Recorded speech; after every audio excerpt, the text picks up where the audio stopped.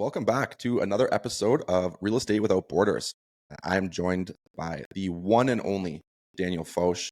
And today we have a really interesting episode, and we're going to cover how home prices in the US are up 4.5% year over year, but almost no one's buying. And we're seeing inventory at historic lows, mortgage rates at near 7%, and somehow these prices are still climbing. So what's really happening?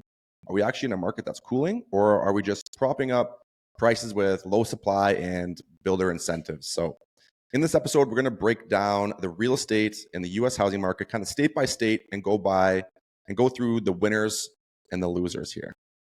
I'm excited for this one.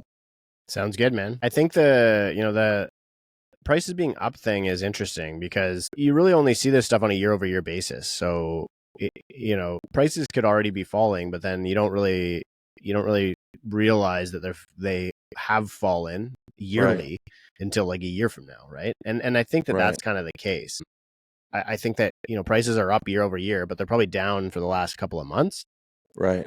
And now you've got you've got the Zillows of the world even saying that they project that house prices are going to fall. I don't really know what policymakers could do to fix this, but this comes from Lance Lambert from Residential Club, which is like a really great analytical blog on our analytical news publication on the housing market. But what a handle! They've got a couple of Lance Lambert. Yeah, it's a great one. That's sure. Unreal. I need to meet Lance. Sounds like a superhero. It does. So here's a couple of projections from a Zillow's perspective. This is city by city because you're going to do state by state. But, they have San Jose expected to go minus 4.8% year over year. Phoenix minus 1.5%, which, we just talked about that in our last episode about how Canadians are selling a lot of property in Arizona. Do we think that that's going to have an impact? I don't know. Austin minus 4.1%. New Orleans or Nolens minus 7.6%. Great city. Love that city. I don't know. Wonder what's going on there. Then you've got like random places. Rochester, they expect to go. A lot of Western New York stuff, they're expecting to go up 1.8%. Probably because that's part of the GTA, right? Part of Canada, basically. Right. Buffalo's Buffalo's the cheapest city in the GTA. Milwaukee minus 1.2%. So these are just a couple from the map that he posted, but it is interesting that that Zillow even is turning bearish on the housing market now. And I know this is off topic, and we always kind of jump around, but can you cover what you meant? I saw your posts about Zillow and Redfin no longer advertising off-market listings.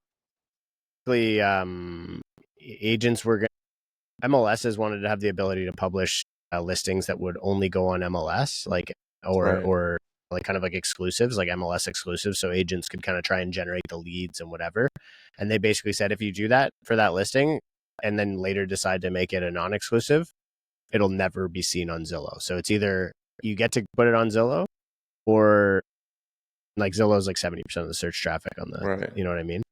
So either you get, so the boards were trying to take back some of the control, right? And the real estate profession was trying to take back some of the control. And Zillow basically said, nah, and Redfin did the same thing, right? So they basically said, no, the listing's either public or it's exclusive. And if it's exclusive, it's never going to be on our site. It's staying exclusive. So they basically said, you can make that decision if you want, but you're going to pay for it. You're in trouble. Right. Interesting. I think there's probably a way around it. Like, that would just be with that realtor. An agent could cancel, a client could cancel with that realtor and then go list it with a new realtor if they don't want it to be exclusive. And you know what I mean? It seems like a hard thing for them to police. But anyway, that's kind of what they're pushing back against the boards, trying to take back some of the control. I got us to get us back on track there. Sorry, I had to ask that. I just thought I was going to text. These are all relevant things. Whatever. It's true.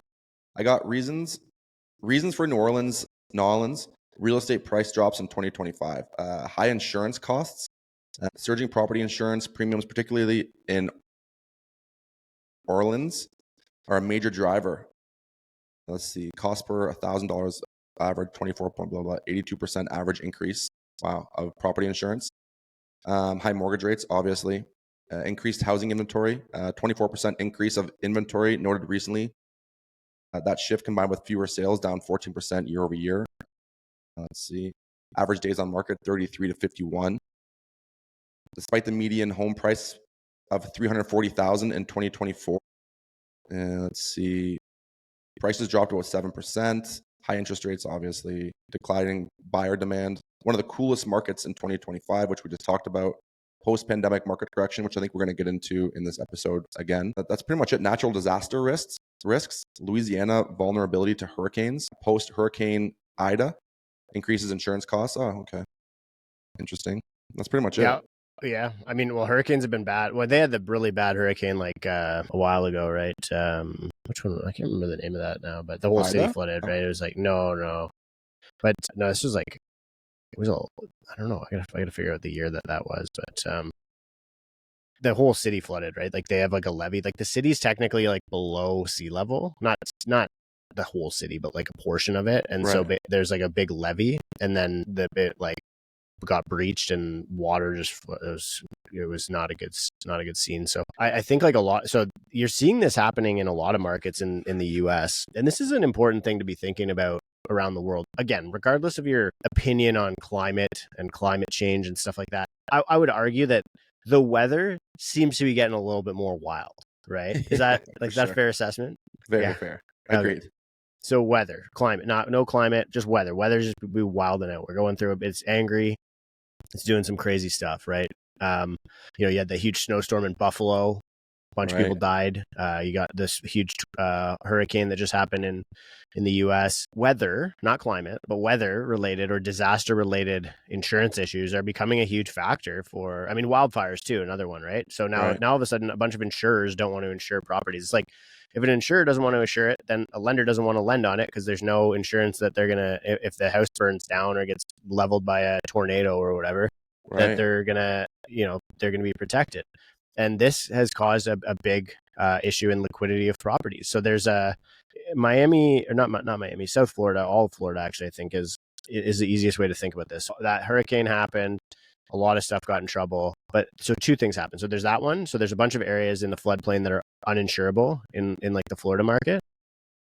Then on top of that, there's also this whole thing going on with the I've talked about this with you, right? The condos, like remember that building collapsed? Yeah. So, okay. So the condos, there's a bunch of condo buildings now that are on what's called a mortgage blacklist. So lenders will not lend on them. So knowing that the majority of purchasers buy property with mortgages, you're in trouble if you own an asset that somebody can't get a mortgage on, right? Like you've seen this in Toronto with the condos where the fees are super high or whatever. Some buildings just can't sell, right? Right.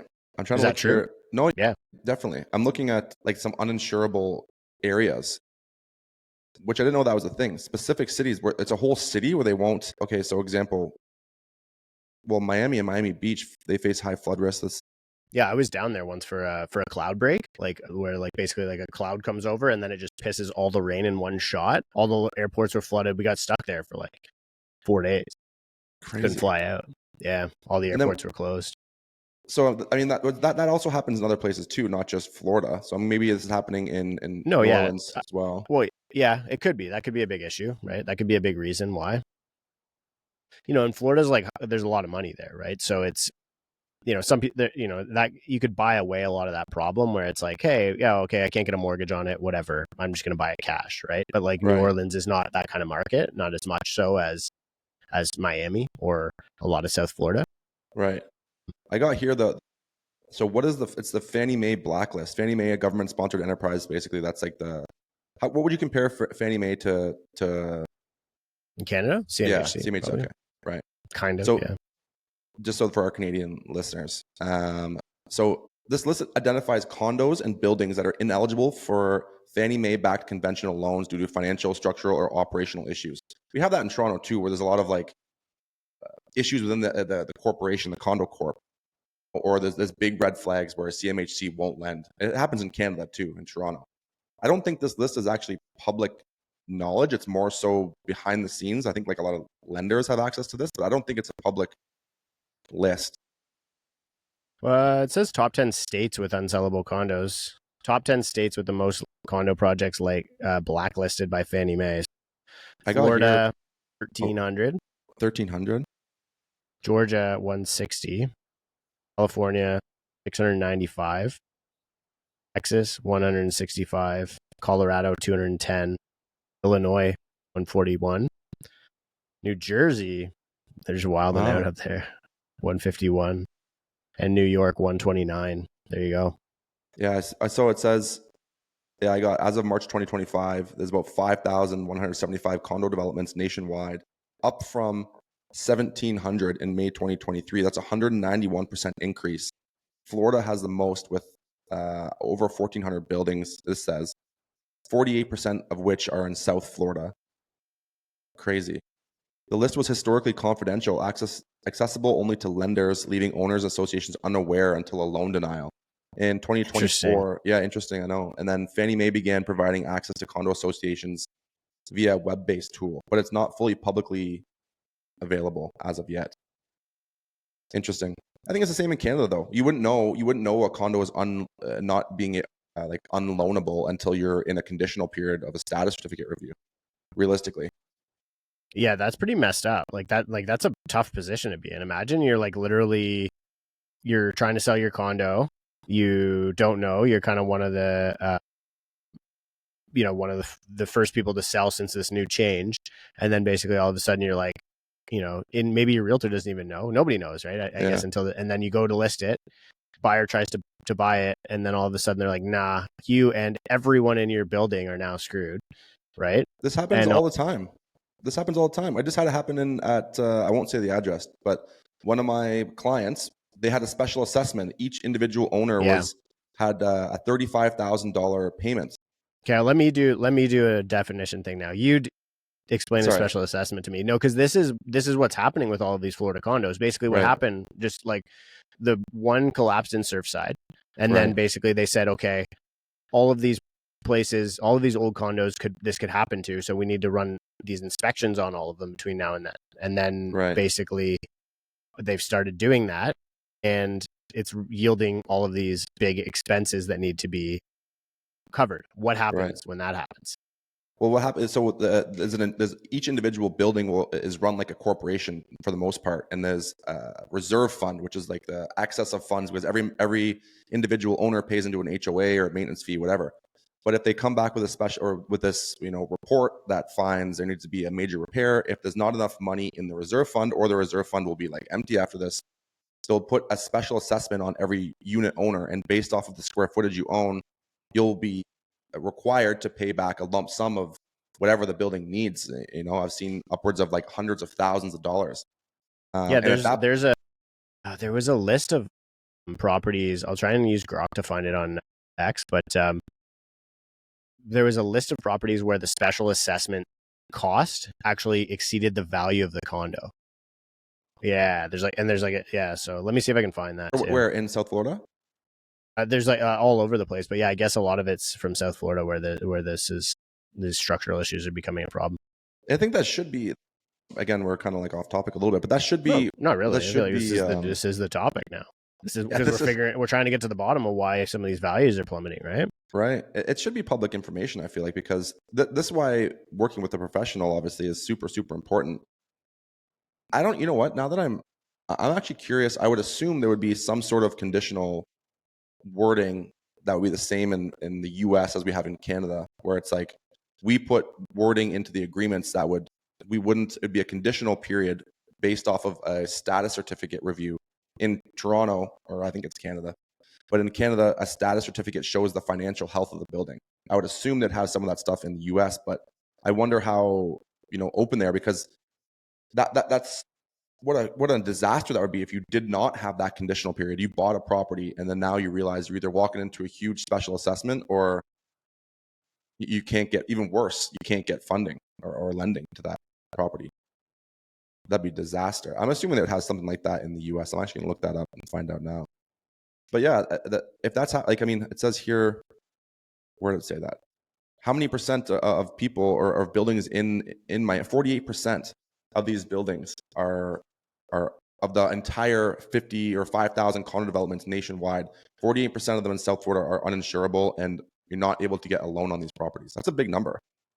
And that's not little. But I mean, and that obviously kind of ties back into the affordability of it, right? If you're, or even inventory, because that will sit on the market forever. No one's going to take that on.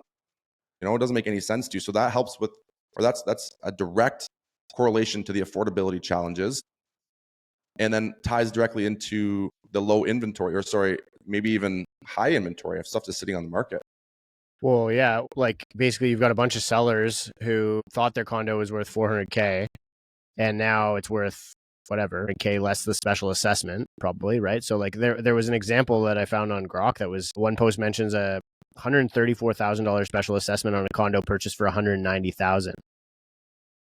It doesn't exceed the property value, but it's pretty close, right? Like basically you'd get wiped out if you right. And so Crazy. again, if you buyers are just going to be reluctant to buy those units, right? So, and then now all of a sudden you basically have to sit on it. You have to pay the special assessment. In a lot of cases you can't finance that, so you're gonna have to come up with some sort of cost. I guess maybe the condo corp can finance it to you or something. So these are basically, you basically have a handful of condo buildings that are functionally illiquid. Like there's no buyers, and everyone in the building is basically a seller because the units are no longer worth anything. Right.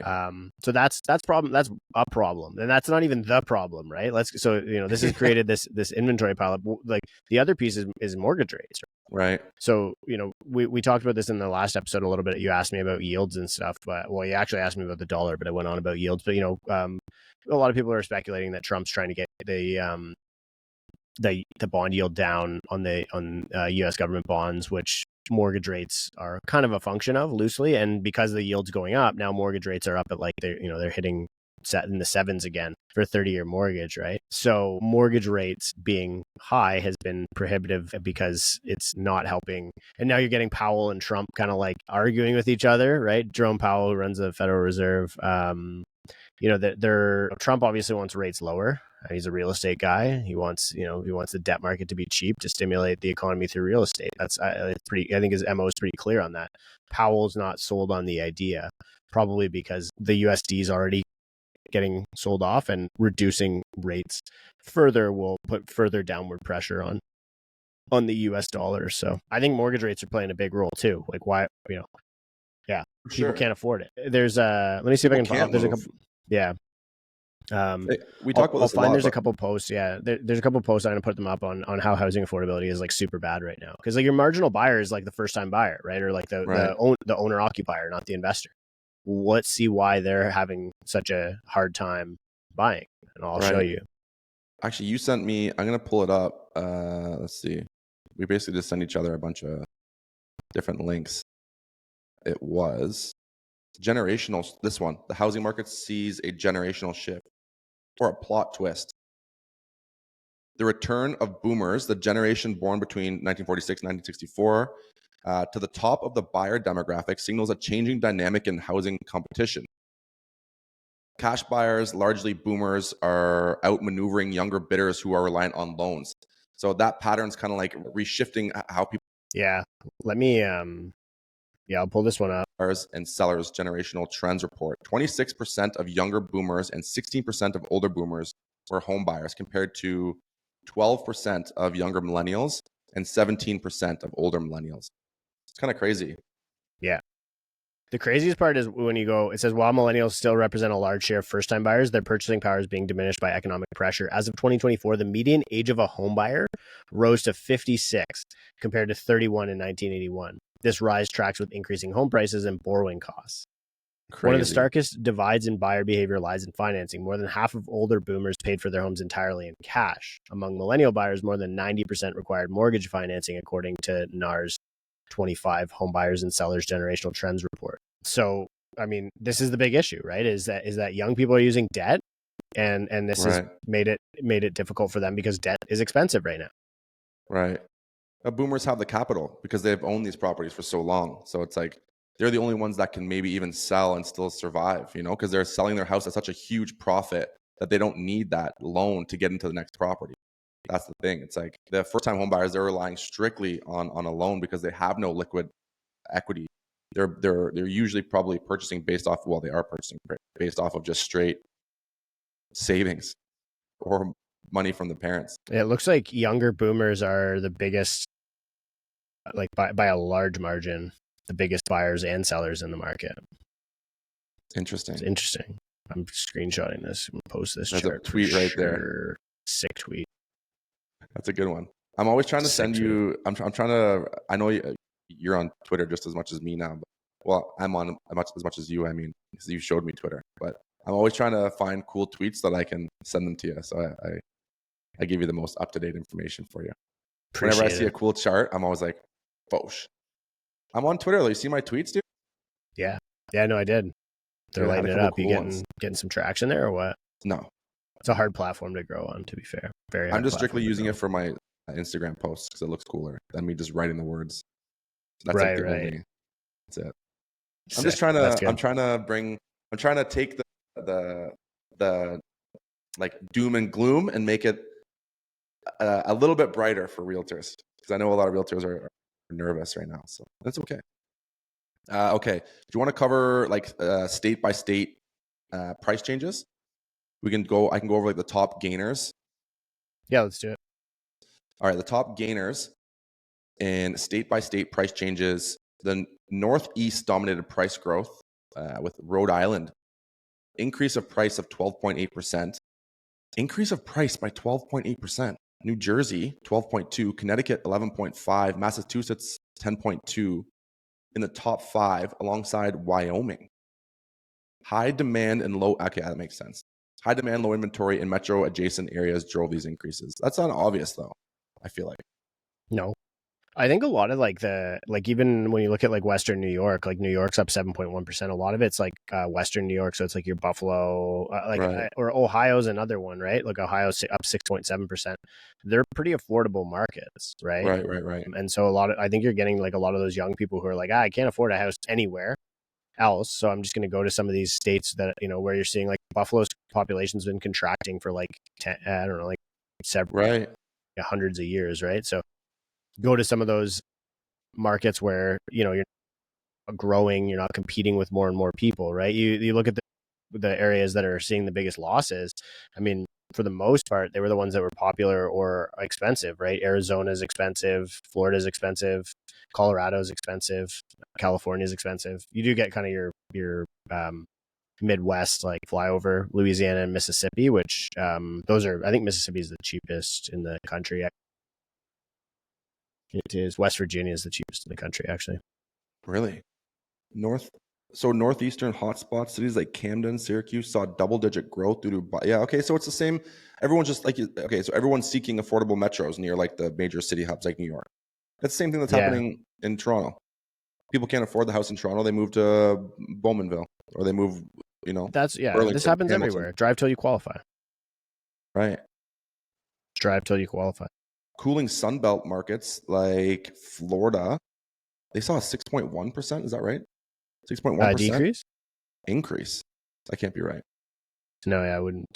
This is showing it as 2.2%, but yeah, it really varies based on what month over month, like and what markets you're looking at and what time frame you're looking at, right? Is it year over year? Is it month over month? Is it right? They keep talking about Washington too, because I think Washington for a while there was a hot topic on Twitter because they were saying the Washington market was in shambles due to all Washington D.C. Yeah, for sure. Yeah, I think a lot of these markets are really going to suffer. Like, there's no arguing that they're not, right? Like, they're just it's gonna get bad. I think it's also too like one thing that a lot of the remote work maybe is over or not over, but less popular. Yeah, return to office has been big. You are seeing like a lot of like your New Yorks and LAs are really ramping up because people are going back to the office and they have to move back to some of those places, right? Where like during COVID, you might have moved to Florida and you had to go to the office every now and then. You fly 3 hours up the coast to New York. And a lot of the banks were moving to like South Beach. You were starting to see like a lot of the investment banks setting up offices in Florida. That's gone. They're all back in New York again. So interesting. It says a couple of other points here, like obviously inflation connection, zoning and regulation, strict zoning laws in states like California, Hawaii limit multifamily housing. Is that true? Yeah. Like most of the U.S. is very much limited by the ability to develop multifamily. Like it's exclusionary zoning, right? So it's basically like all single family. Seeing some areas like there's some markets what is it, Cambridge, Massachusetts, where they've basically upzoned for that's where Harvard is. Okay. They've upzoned, and it's becoming like a big case study. I'll see if I can find the article on it. Are they allowing this? Are they allowing, you know, like, are they allowing like auxiliary units in the backyard or anything for California homes? No. No, not really. To be honest, like you're not seeing that. You see it more in like dense areas, but you still have to like go through a full process. Like you're not seeing like fast track missing middle like we're seeing in Canada. I think they'll Right. get there. To be honest with you, I think that they'll get to the point where, I mean, again, like I actually think we'll see it even during a Trump presidency, where like, you know, the guy loves real estate and real estate development. He's literally just going to be like, oh, like let's multiplex everything, right? Right. But HOAs and stuff like that in the US, like you think about in Canada, like the stuff that people have to say about like multiplexes and like, 15-minute cities and all this stuff, right? Yeah. And then, imagine what that's like in the US. There's a lot of reluctance or there's a lot of government pushback, Right. or sorry, public pushback to try and get policies like that done. I was trying to find this Cambridge thing, but I can't. I'm looking can't at some seem to stuff find about it. like rent to own too. So rent versus owns. So like rising rents in some markets, like Dubai's up 60% since 2020, contrast to the US declines. LA is down 4%, affecting decisions to rent or buy, which is also a part of the issue of people getting into the market because rent's dropping. So people are going for that option because it's a lot cheaper, which is interesting, actually. I didn't know rent was that high in Dubai, but I guess it makes sense. It would make sense, yeah. Ton of demand, really expensive. Everything's like brand new build, so it's it's all basically expensive, right? Like it's not like it's older aged housing stock that's depreciated or whatever. So as Right. soon as it's new, the cost goes up, right? So like Dubai, I mean, the majority of Dubai was built in like what, the last 20 years, 10 years. Yeah. On this note, this is this missing middle housing thing for Cambridge, Massachusetts. They've basically done like a whole thing. I think you're going to start seeing this all over the U.S. To be honest with you, it'll probably start in more left areas, politically left areas. So like probably expect it more in your blue states. But this will become a solution to the housing crisis. It's cheaper to build, it's faster to build. It's nice for cities. We've determined that people in the Western world want to live in cities. Most Right. people in the world want to live in cities. I think like it's just I think it's a human nature. We want to like live in these like little,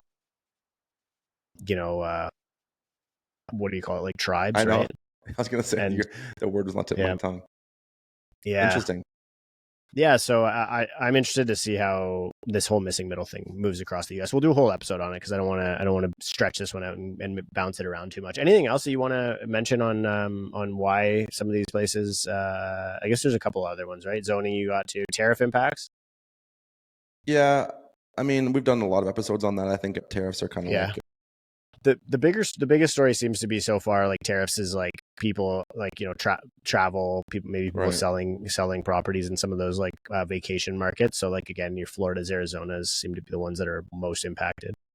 Yeah, I think we covered like all the major points and some extra ones as well. Like, this is a good episode to get an understanding of who's winning, who's losing, and why they're winning and why they're losing. And again, I think it's super cool because you see a lot of the same trends across like the world, not just Canada or the US, which is cool. It's cool to see the connections. Yeah, 100%. Cool. Okay, we'll wrap it up there. Thanks for Up. listening. Please follow the show. Press the subscribe button on whatever platform that you're listening to this on. Send it to a friend. Leave us a review. Leave us a comment. Whatever. Give us an episode recommendation.